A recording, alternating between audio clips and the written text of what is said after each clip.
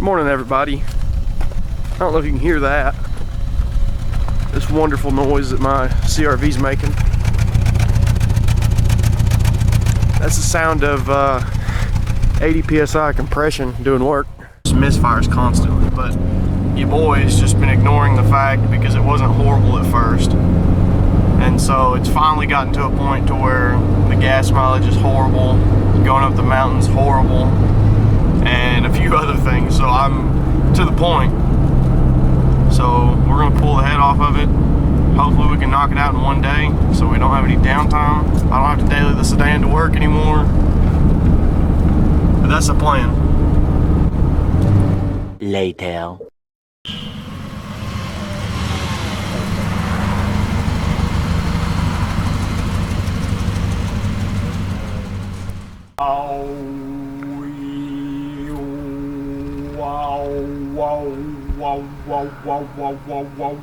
And what exactly did that just do? That is the B20 head removal seance. I'm getting all the jujus from all the Honda gods, and I'm channeling it in to where we can remove this successfully in the next 4 hours like professionals and make the CRV not miss anymore. So I like it. So yeah, we're back at the shop. We totally didn't do anything according to plan, like I said today, like it never happens. But we're going to get this out, inspect cylinder 4's valves. Hopefully one's burnt. If one's not burnt, then we don't know what's wrong with it. Then we don't know what's wrong with it. Burn it. We're gonna burn it then. Yeah, we're gonna actually burn it.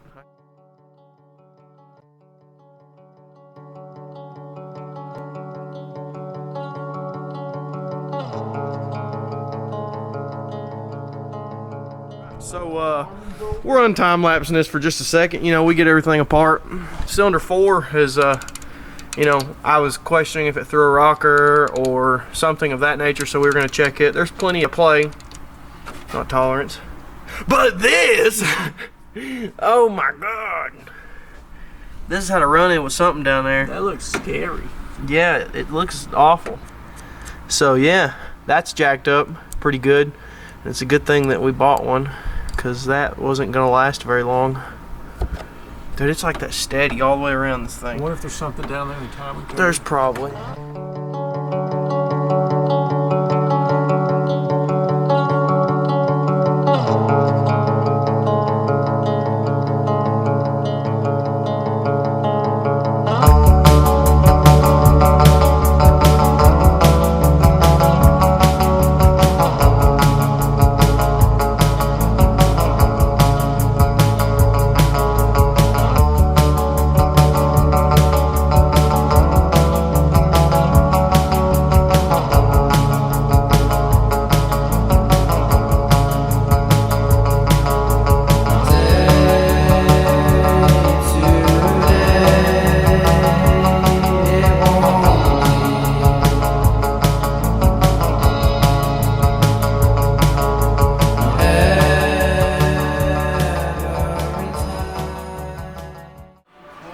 So, somewhere along the road here, I don't know if you guys can see it very well, but this little bolt right here holds a timing cover on. Well, here's what one looks like when it's been in the timing cover. You can see there, it looks quite different. That's why the timing belt looks like it does.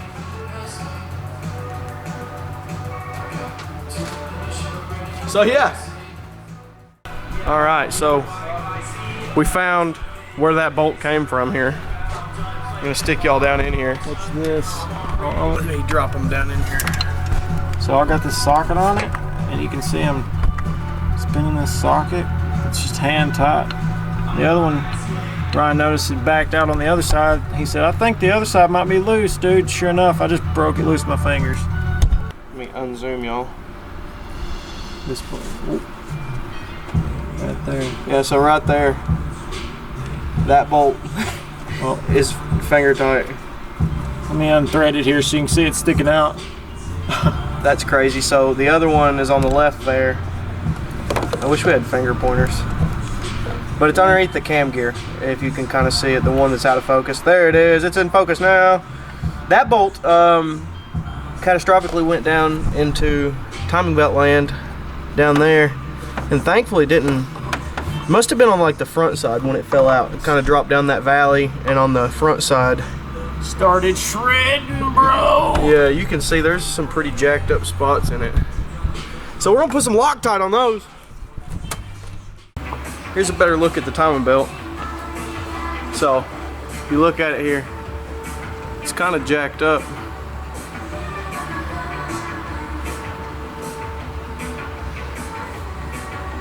Just been skipping around through there where that bolt was riding it, and then it got to a point where it was not having it anymore. Right here, that's through. Like, not how it's supposed to be. Not at all. That's crazy. It still ran like that, and you can see right here that line where it was splitting. About to slit it in two completely. So that's crazy. Surprised it still ran. So now we're gonna pull the cams out. We're gonna take all these cam caps off, let everything out in order so we don't lose track of, you know, which rocker arm goes to what cylinder and what valve, because they're all kind of to spec. It'll just be easier to keep everything closer to spec than starting from complete scratch. So we'll bust all these 12s loose, pop that loose, pull the cams out. I believe it's a 14. We'll pull this head off here and figure out what the problem is. The other problem. The other problem.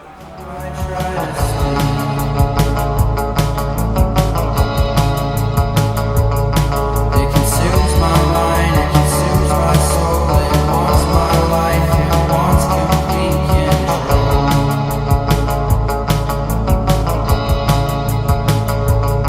Somebody help me before it's bad, somebody help me before. Now we've got to pull all these rocker arms out and set them in the correct orientation so we do not mix them up. That'll make the valve adjustment later on a little bit easier. So we're gonna do that.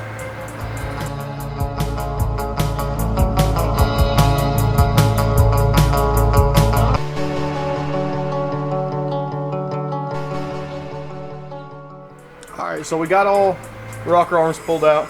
Now we've got to loosen the head up and pull it and see what else we left hooked up.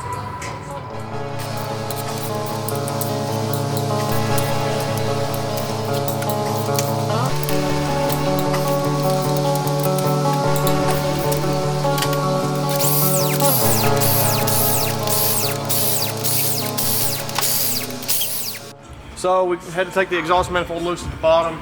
We've got that taken care of. We're about to pull the head. Now.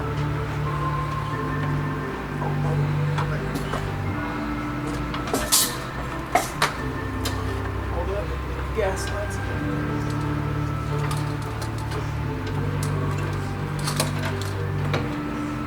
Free.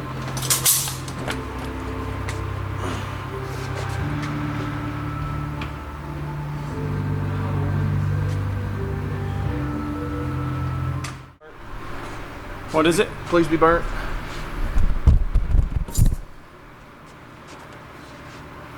Well, it's not burnt. Well, hold up. What is this? Look here. Hey, It is burnt. yes she is. So, considering that the last valve that I seen burnt was this one, it's pretty gnar. This one's actually not that bad. It's actually more cracked than anything. This head's really clean too, for the most part. Like someone took care of it at least. Try to get the focus there on it. You can see it on the right hand side. It's not horrible bad, but it is burnt. It's bad enough. Yep. The rest of them look okay. It was just bad enough to be giving you a stutter, huh? Yep. That's the difference between 180 psi and 80 psi of compression. So Awesome.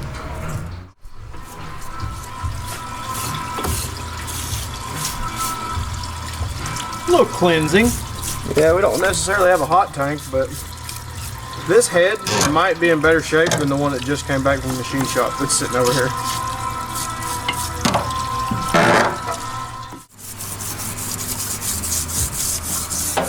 Scrub it up, dub. Got the head in the tub.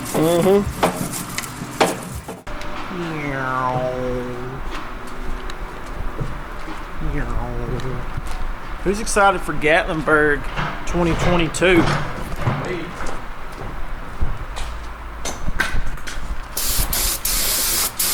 Anytime you wash something with a parts washer, it's always a good idea to hit it with some like brake cleaner. Get all that junk off there. It likes to dry and leave like a weird residue. Almost like an oily. Yeah, it's odd. Hey, why wouldn't you want your brand new head to be super clean before you put it back in the car? So. Alright, so. If you guys don't know already, Ryan and his father have all kinds of Honda parts. Yeah. Just all kinds. So we're pulling a valve out of this other B20 head, out of another CRV that's here. So, this came out of a CRV that my dad bought that had a burnt valve.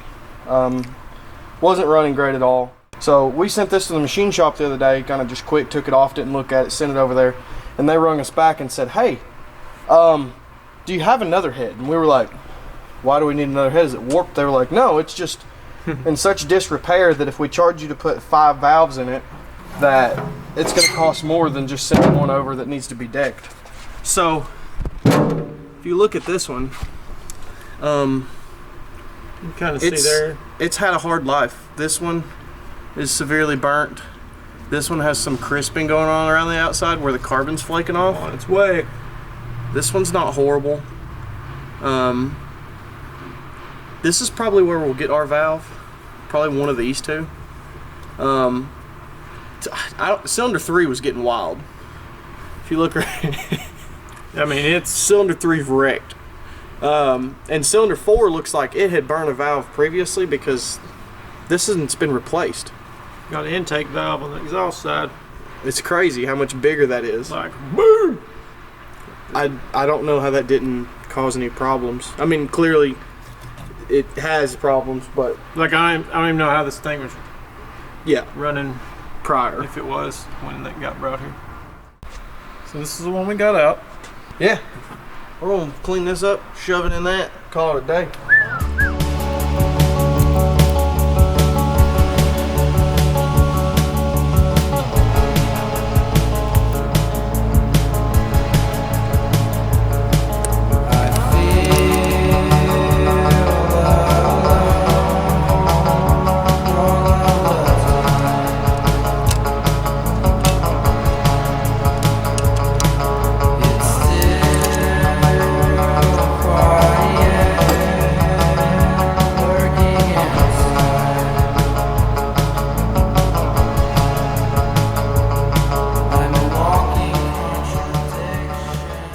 So if you take a look at these two valves, the one in my right hand right here, that is the one that came out of the car. You can see the nick on the side. And then this one right here is very porous along where it's cracked and burned. And it almost has like a texture to it. It feels like a piece of like that black rock you find at the creek or whatever. It's got a bunch, rock. Yeah, lava rock. Got a bunch of holes in it. Which, as you know, holes and pits normally don't seal off very well. If you take a gander at this one came out of another head. Much better. Much better. I mean, all around just looks good. Yeah. In comparison to the other one. Where it seats, there's not really any damage. We took and cleaned it up. This one's ready to go back in. Alright, so we won't talk about how long that took. It wasn't that long, but as long as it should have been. But it's in there. Every tool that I had that was supposed to be for this job didn't work. We ended up using this right here. And I was pushing down while Cody was shoving keepers down in there while we were holding the valve up in the bottom so it didn't drop out. It work. We did make it work. So That's why you need a buddy in the garage with you, because all it took was another set of hands. Yep. No specialty tools needed. Just a specialty buddy. Yes, sir. So we got the block cleaned off pretty good. Need to wipe it down still. We cleaned the front of the block there where it meets the trans. And we're getting ready to put the water pump on. And then we should be able to go back together with it.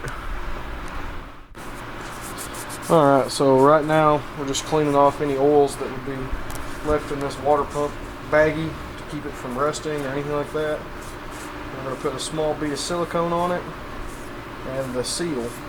And we're going to stick her in there and tighten her down and get ready to throw this head back on there.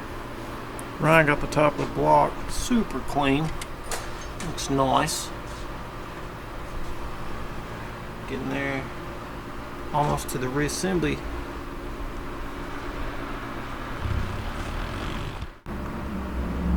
Installing the water pump now.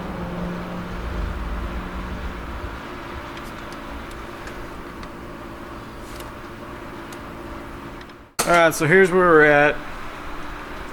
Worked on it for a couple hours. Kind of just lost motivation because it's getting late. It's 11 o'clock, so we're gonna stop here. Good stopping point. Ryan got the water pump installed. Got the crank position sensor fixed because it had broke a wire off in there. So we're just gonna kind of clean our tools up. Come back in the morning fresh. Headlamp boy. Headlamp boy. Headlamp boy and the kid in the hoodie. Peace out. See you in the morning.